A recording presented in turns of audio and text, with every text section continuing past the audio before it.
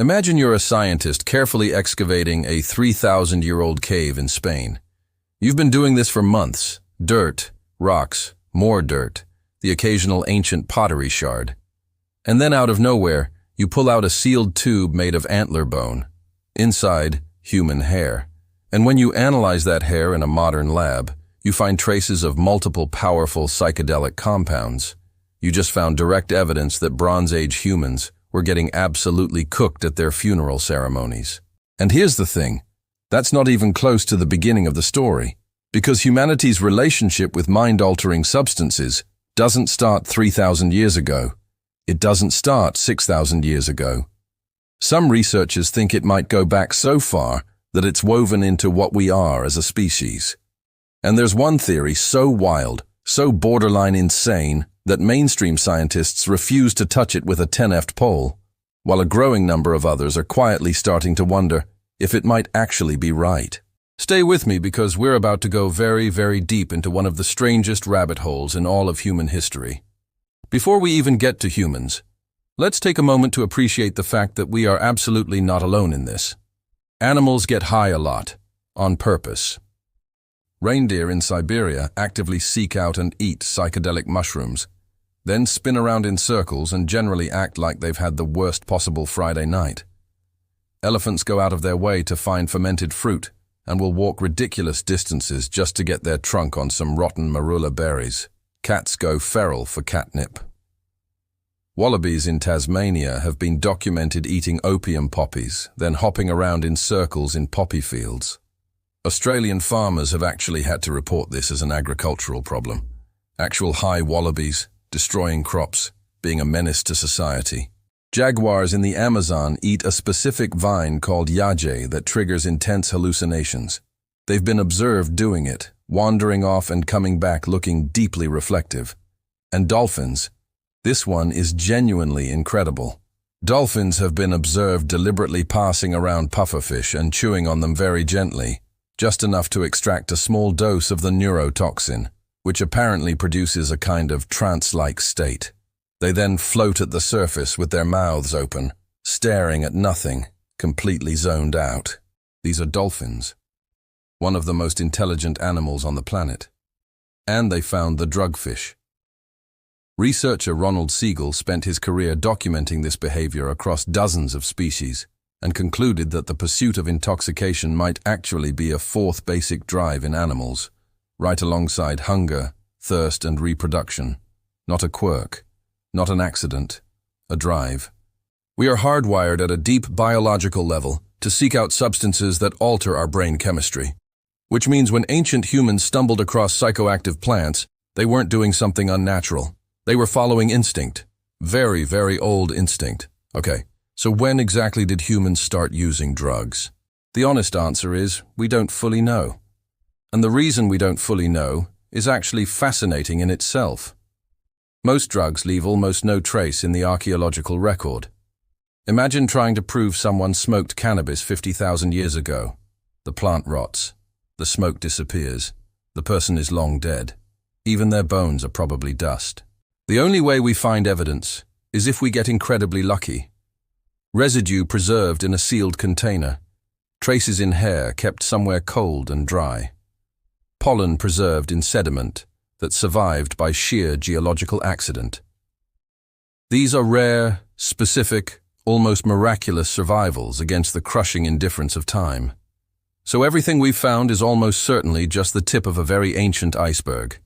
Every discovery of ancient drug use is really evidence of a practice that was probably already old, established, and culturally sophisticated when that evidence was created. With that caveat firmly in mind, let's look at what we actually have. The oldest direct evidence of psychoactive drug use anywhere in the world comes from Asia and dates back roughly 4,600 years. We have chemical traces of cannabis found in wooden burning bowls in ancient China and Central Asia, clearly being used in ritual contexts associated with burial sites. In Europe, that same Spanish cave, Escorchada, on the island of Menorca, gives us the oldest direct chemical evidence on the continent. 3,000 years ago, someone who was probably a shaman was regularly consuming a cocktail of substances derived from nightshade plants, ephedrine, atropine, and scopolamine. These are not gentle compounds. Scopolamine causes powerful hallucinations and what ancient accounts often describe as out-of-body experiences. Atropine can induce full-blown delirium. These people weren't microdosing with a cup of chamomile tea. They were going completely off the deep end, and they were doing it on purpose, in service of a ritual function their community depended on. The hair analysis showed they weren't doing this once as some kind of wild experiment. They were doing it regularly, over at least a year. This was a practice, a discipline, a profession maybe. In the Americas, peyote cactus buttons have been carbon dated to around 4000 BC. That's 6,000 years ago. In South America, you have evidence for ayahuasca, the legendary jungle brew made from two separate plants that somehow have to be combined to produce their effect, appearing in ritual bundles dating back over 1,000 years. The fact that someone figured out, in the depths of the Amazon rainforest, that you need to combine a specific vine and a specific leaf in a specific preparation to unlock this experience is one of the most confounding mysteries in ethnobotany. Indigenous people say the plants themselves told them. Scientists say that's not an explanation. And yet nobody has a better one. Globally, we have documented evidence of drug use stretching back at least 6,000 years, across multiple continents, multiple cultures, and substances that vary wildly depending on what grew locally. This wasn't a regional quirk or cultural accident. This was universal. Everywhere humans went, they found the psychoactive plants, and they used them. Here's something that stops most people cold when they first really sit with it. Almost every single piece of ancient evidence we have for drug use isn't recreational, it's religious. The cannabis in China burned at a funeral to communicate with the dead. The peyote in North America used exclusively in sacred ceremonies. The nightshade cocktail in Spain consumed by what appears to be a ritual specialist, a mediator between the living and whatever came after. The psychedelic mushrooms in Mesoamerica, depicted alongside gods, used in ceremonies for divine communication and prophecy. Across cultures that never met each other, never traded ideas, never shared a single word of language. The pattern is strikingly, almost impossibly identical. You take a substance, you enter an altered state, and in that altered state, you believe you are crossing a threshold, communing with ancestors, receiving messages from beyond, seeing the structure of reality in a way your ordinary mind cannot access. You can be a strict rationalist and say these people were just experiencing neurologically induced hallucinations and interpreting brain activity as spiritual contact. That's a valid position. But here's the more uncomfortable observation. How did all these completely separate civilizations independently arrive at the exact same ritual framework? How did people in the Amazon and people in the Mediterranean and people in Central Asia all independently decide that the right way to contact the divine was through a specific plant-induced altered state?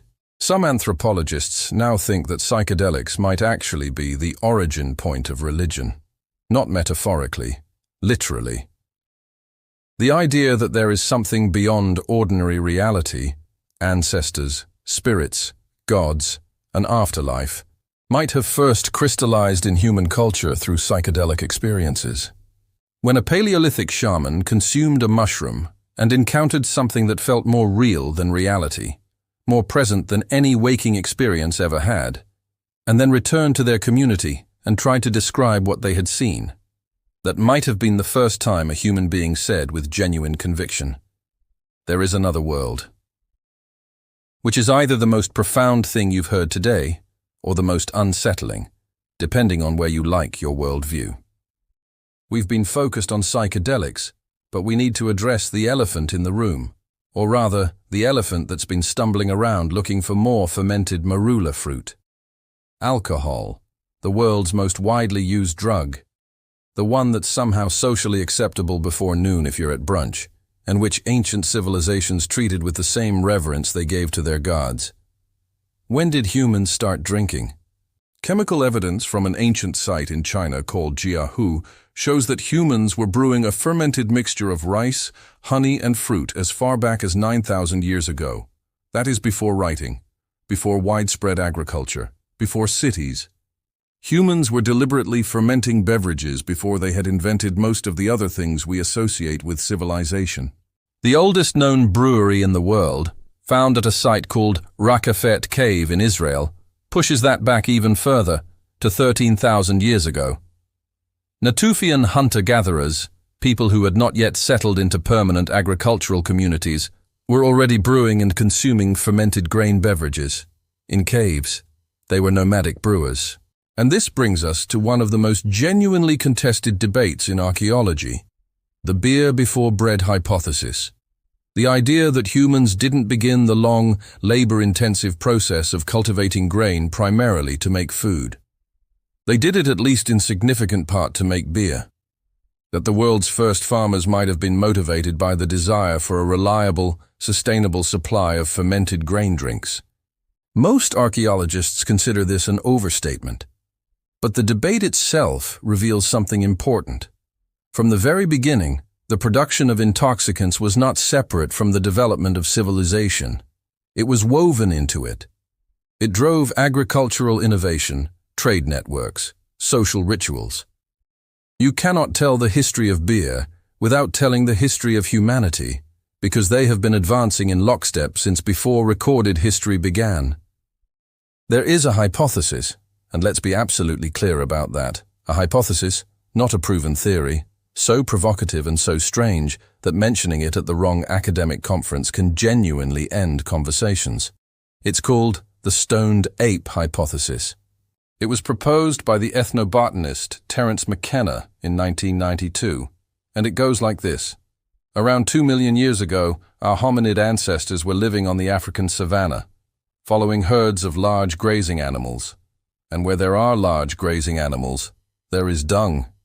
And growing in that dung, across the African grasslands, are psilocybin mushrooms. McKenna proposed that early humans began eating these mushrooms, either by accident while foraging, or by observing other animals consuming them, and that the cognitive effects of psilocybin, experienced repeatedly over generations, catalyzed a dramatic acceleration in brain development. Enhanced visual acuity at lower doses, better pattern recognition, increased creative and associative thinking, greater empathy and social bonding, and eventually, perhaps, the emergence of language itself.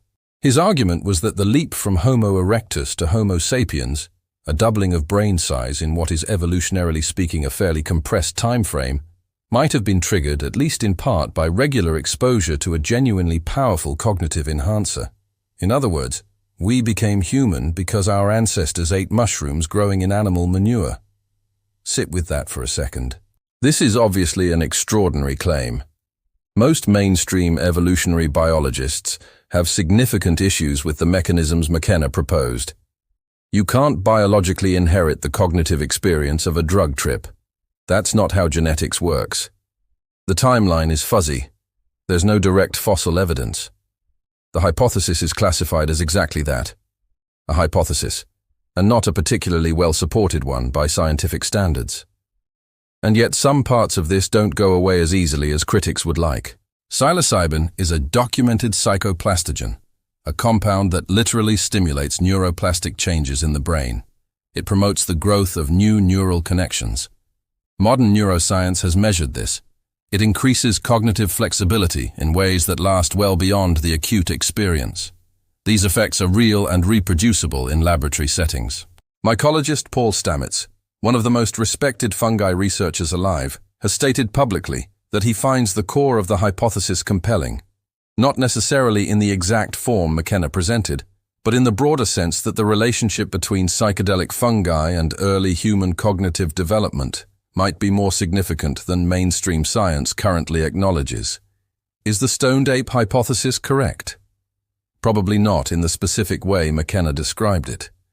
But does it point at something real? That question is increasingly hard to dismiss entirely. And if it's true, even partially, it's the most darkly funny origin story in existence. The apex predator of the planet, the species that split the atom, built cathedrals, and invented the internet. Because some early hominid ate a mushroom out of a pile of dung on the African savanna and had a very good time. Let's step back from the theoretical and paint an actual picture of what ancient drug culture looked like on the ground, because it was almost nothing like what most modern people imagine. The recreational drug culture we know today, casual, private, largely individual, pursued for enjoyment, is genuinely quite recent in human history.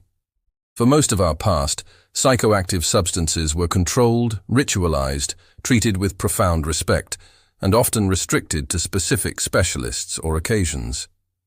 They weren't something you did on a Tuesday because you were bored.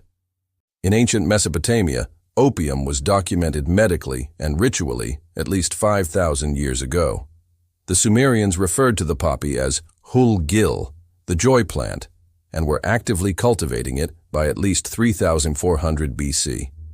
Some historians argue that what we can identify as the world's earliest written prescription involves opium as a primary component.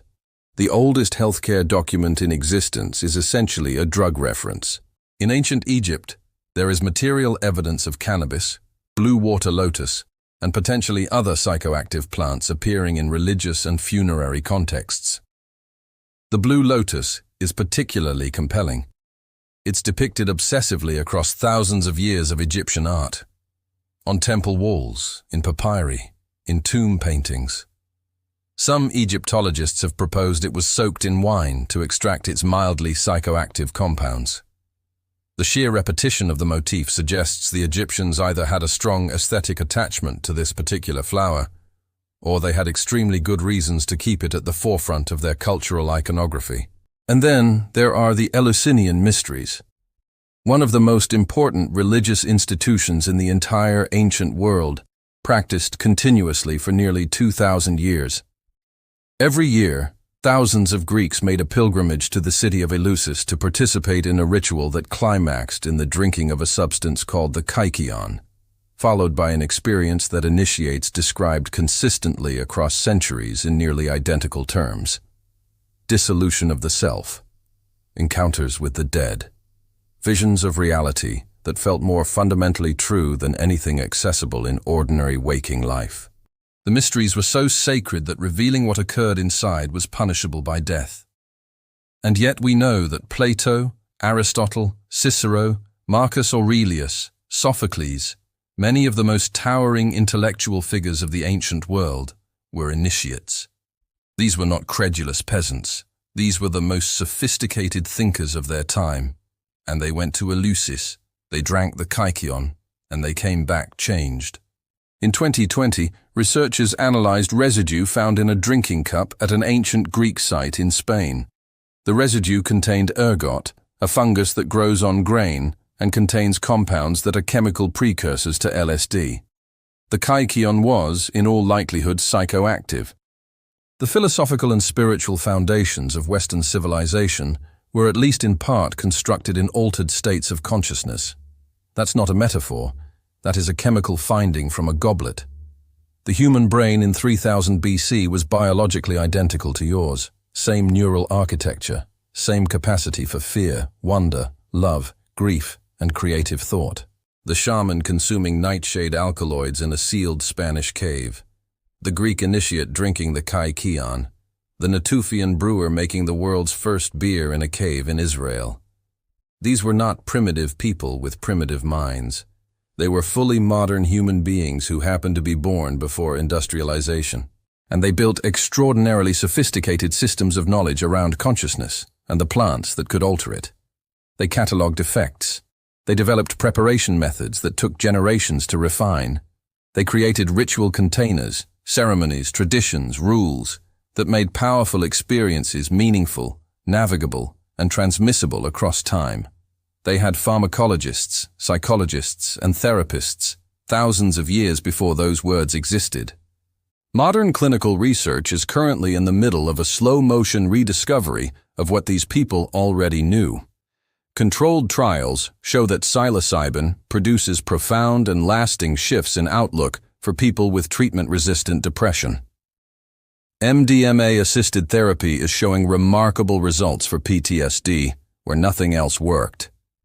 Ketamine interrupts suicidal ideation in ways that continue to surprise clinicians. These are not fringe results. These are peer-reviewed findings from major research institutions. We spent several hundred years dismissing the accumulated pharmacological knowledge of ancient cultures as superstition, burning it, colonizing it out of existence. And we are now spending billions of dollars in laboratory settings to arrive, carefully and expensively, back at similar conclusions. So when did ancient humans start taking drugs? The real answer: before we have evidence of it. And probably before we have the capacity to find evidence of it. Every decade, the timeline shifts further back. Researchers who specialize in this field say the same thing without exception. We will always find older evidence, and because the practice is older than our ability to detect it. What we can say is this: the desire to alter consciousness is not a modern failure or a cultural malfunction. It is one of the most ancient, universal, and deeply documented behaviors in human history. Every civilization on every continent found the plants, the fungi, the fermented drinks available in their specific corner of the world, and almost all of them independently concluded that these substances were not just useful. They were sacred.